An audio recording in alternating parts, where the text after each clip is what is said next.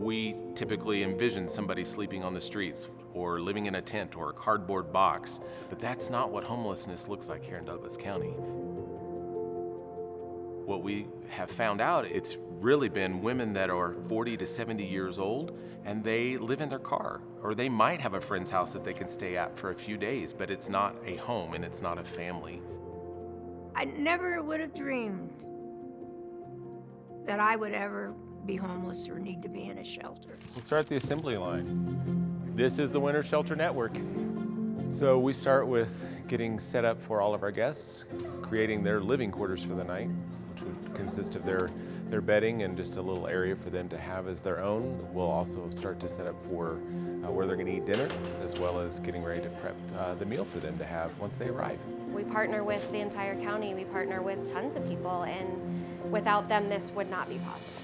It took some of the pressure off of the county from hotel nights, vouchers, and things that the police department and other people had to offer to house these people, to get them off of the streets during the coldest months of the year, from November through March. We've seen many of our guests struggle with unemployment, or employment, but not a decent employment where they can afford to live in an apartment here in Douglas County or a home.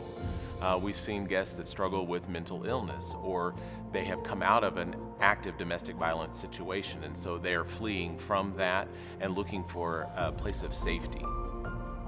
I was resigned to the fact I would be living in my car. That really didn't bother me. The only thing that bothered me was trying to find a safe place to stay at night.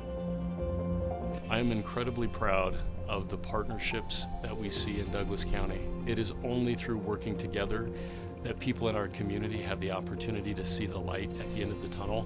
Everybody faces hard times, but we realize that we're only as strong as the most vulnerable among us. It's an honor to be invited into this chapter in the lives of our guests, to get to know them, to make friends with them, to hear their story, and to have an element of trust that we're going to help them, not only just for today, but towards a more sustainable, safe future.